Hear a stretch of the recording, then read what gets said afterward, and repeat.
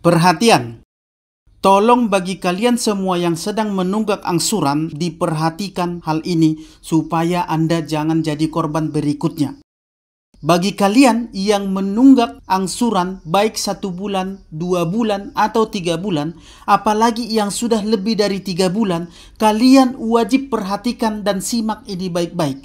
Jangan sampai Anda jadi korban berikutnya. Dan perlu juga kalian sebarkan ke banyak orang supaya jangan semakin banyak lagi yang jadi korban pembodohan oleh para debt collector leasing, supaya mobil dan motor yang menunggak bisa ditarik dengan mudah oleh para debt collector leasing. Karena modus-modus seperti ini sangat sering dipakai oleh debt collector supaya mereka bisa menarik kendaraan dengan mudah. Dan memang banyak yang terkecoh dan tertipu dengan modus-modus yang mereka pakai ini. Inilah yang akan kita bahas, modus-modus dan cara-cara licik yang sering dipakai oleh debt collector dan external leasing ketika mereka mau menarik paksa kendaraan mobil atau motor dengan mudah.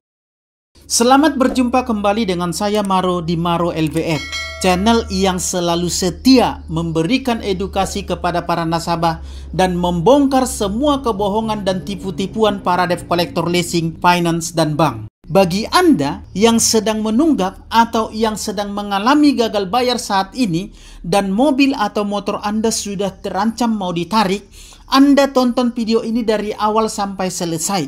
Jangan ada bagian yang di-skip supaya Anda benar-benar paham dan supaya jangan mobil atau motor Anda ditarik dengan gampang dengan cara trik-trik dan modus-modus penipuan yang dipakai oleh debt collector untuk mengambil unit kendaraan dan mobil Anda pada saat Anda menunggak. Supaya Anda tahu, supaya Anda paham triknya dan akal-akalan yang selalu dipakai oleh debt collector untuk menarik mobil dan kendaraan Anda dengan mudah. Dan Anda tidak akan dibodoh-bodohi lagi kalau Anda sudah paham akan hal ini. Apalagi bisa jadi Anda dijadikan sapi perah.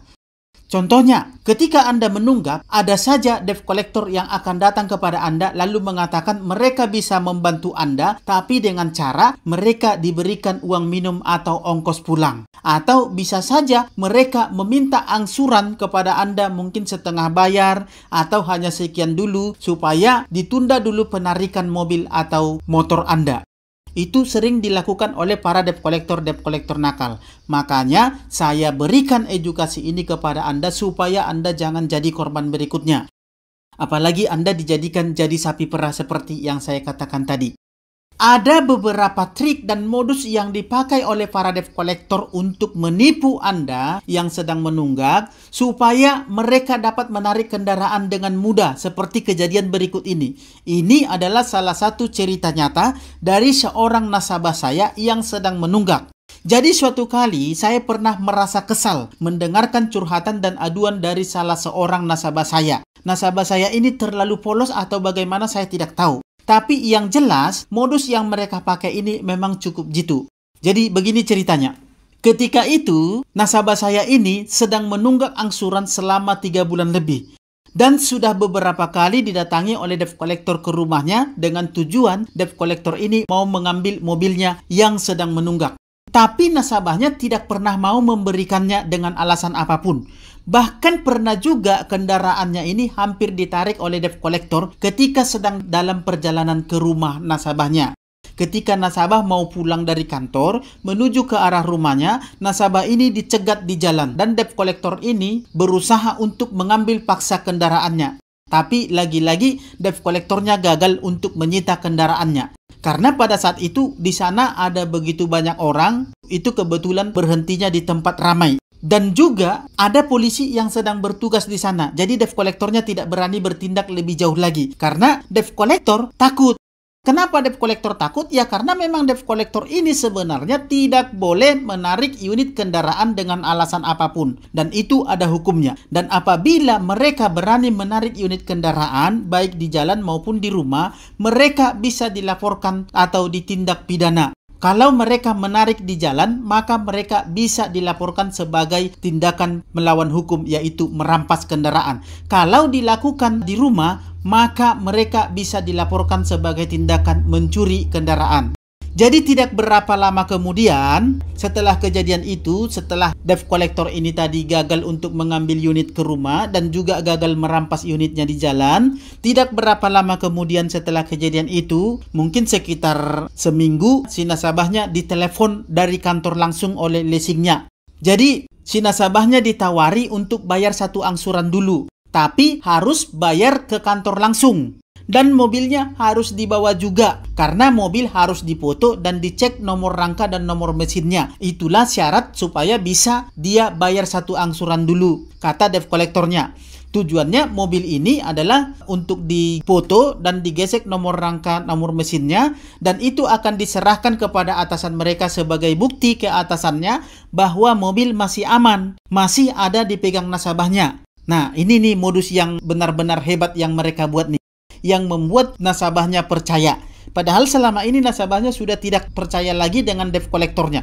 Tapi ini menelepon katanya dari kantornya langsung dan diizinkan untuk bayar satu angsuran dulu. Sementara selama ini nasabah sudah memohon untuk membayar satu angsuran dulu, tapi debt collectornya tidak mau.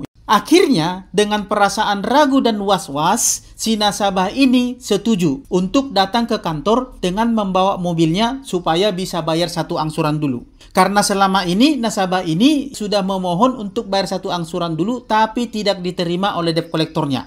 Debt collectornya bilang harus bayar 3 bulan angsuran dulu ditambah biaya penarikan plus biaya penalti. Kalau tidak, maka mobilnya akan ditarik paksa atau diserahkan secara sukarela kepada debt collectornya. Kalau tidak, maka nasabahnya diancam akan ditarik paksa atau bahkan dilaporkan ke polisi katanya. Tidak ada polisi yang mau menangani hal-hal seperti ini karena ini bukan tugas polisi. Tugas polisi itu bukan mengurusi leasing ataupun finance atau penarikan mobil. Tidak ada polisi yang bisa mengurusi hal demikian. Kalau ada polisi yang berani mengurusi hal-hal seperti ini, polisinya bisa dilaporkan. Jangankan polisinya, ketika para debt collector ini menarik paksa kendaraan dan melaporkannya ke polisi, polisi harus memprosesnya. Karena itu sudah merupakan suatu tindakan yang melawan hukum. Kita lanjut ceritanya. Kebetulan ini ditawarin boleh bayar satu angsuran dulu tapi harus bawa mobilnya. Akhirnya nasabahnya pergi ke kantor dengan membawa mobilnya. Dan sesampainya di kantor, ternyata debt collectornya sudah menunggu. Dan debt collectornya langsung menahan mobilnya. Bukan angsuran yang mereka minta, tapi mereka malah meminta kunci atau meminta paksa kunci mobilnya. Dan mereka langsung menggembok roda mobilnya supaya tidak bisa dibawa lagi oleh si nasabahnya. Pada saat itu, hingga terjadilah keributan dan akhirnya si pemilik mobil kalah. Karena debt collectornya ada 5 orang dengan badan yang tegap-tegap. Sementara si pemilik mobil ini hanya berdua dengan anaknya.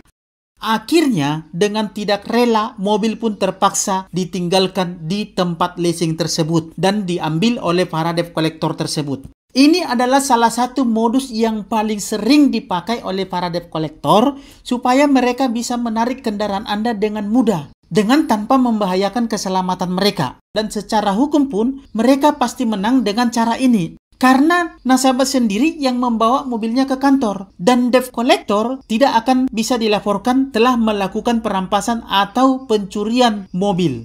Seandainya mobil ditarik di rumah seperti yang saya katakan tadi atau diambil di jalan, tentu debt collectornya bisa dilaporkan dengan pasal pencurian kalau mobilnya diambil di rumah. Dan kalau mobilnya diambil di jalan, debt collectornya bisa dilaporkan dengan pasal perampasan.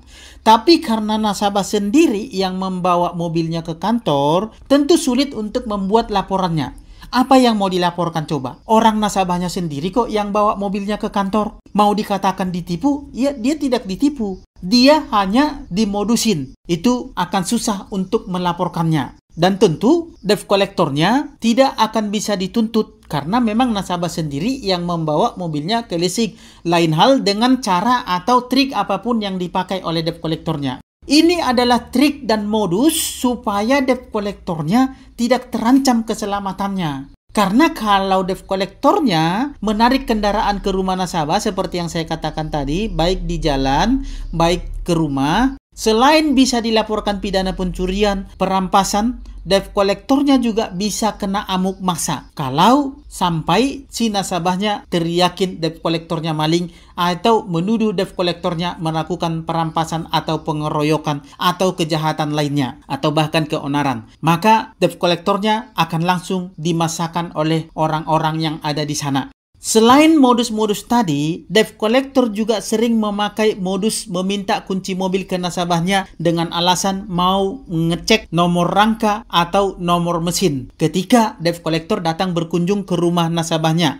Jadi sering sekali debt collector ini ketika datang berkunjung ke rumah nasabah, mereka meminta kunci kepada si nasabahnya dengan tujuan, dengan alasan supaya mereka bisa mengecek nomor rangka dan nomor mesinnya atau memoto mobilnya. Setelah mereka dapat kunci mobilnya, mobil akan langsung dibawa kabur oleh para debt collectornya. Itu sering juga terjadi. Ada juga modus yang seperti ini. Jadi si debt collectornya meminta nasabah yang menunggak untuk menitipkan dulu, katanya, mobil atau motornya ke kantor untuk sementara waktu dengan alasan ini itu segala macam. Katanya nanti bisa diambil lagi setelah angsuran dibayar. Sebenarnya tidak bisa. Itu tidak ada yang seperti itu. Itu hanyalah modus supaya mobil Anda atau motor Anda bisa mereka ambil dengan mudah. Tidak pernah ada mobil atau motor yang menunggak kredit yang sudah diserahkan atau yang sudah diambil oleh debt collector atau yang sudah dibawa ke kantor bisa diambil lagi oleh si nasabahnya. Tidak ada yang seperti itu.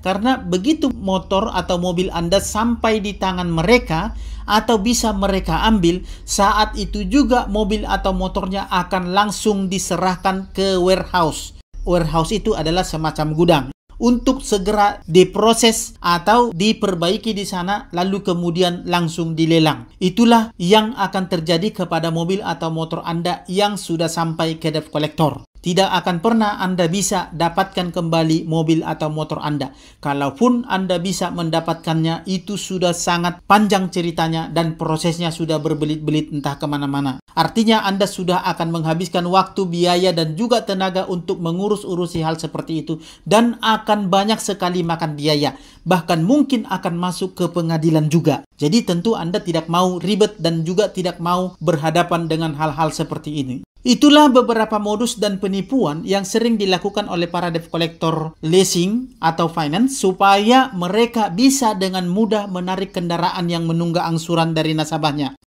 Jadi Anda harus hati-hati dan Anda harus ingat, ini Anda perlu ingat ini. Debt collector itu tidak punya hak dan tidak punya wewenang untuk menarik kendaraan yang menunggak dengan alasan apapun. Sekalipun mereka membawa surat tugas dari kantor atau dari siapapun.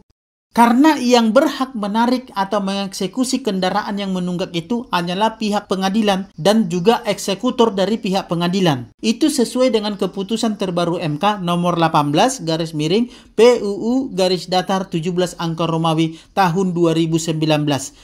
Hanya putusan pengadilanlah dan eksekutor dari pengadilanlah yang boleh menarik unit kendaraan. Selain itu akan dianggap kriminal. Dan apabila dilaporkan bisa diproses ke pengadilan dan bahkan yang menarik unit debt collector atau siapapun bisa dipidana penjara dan juga didenda. Demikian info yang bisa saya sampaikan di sesi kali ini supaya teman-teman atau nasabah-nasabah yang sedang menunggak pada saat ini berhati-hati dan paham akan modus-modus yang dilakukan oleh para debt collector ataupun pemerasan yang mereka rencanakan sebelum mereka menarik kendaraan Anda. Semoga bermanfaat dan akhir kata saya ucapkan salam sahabat.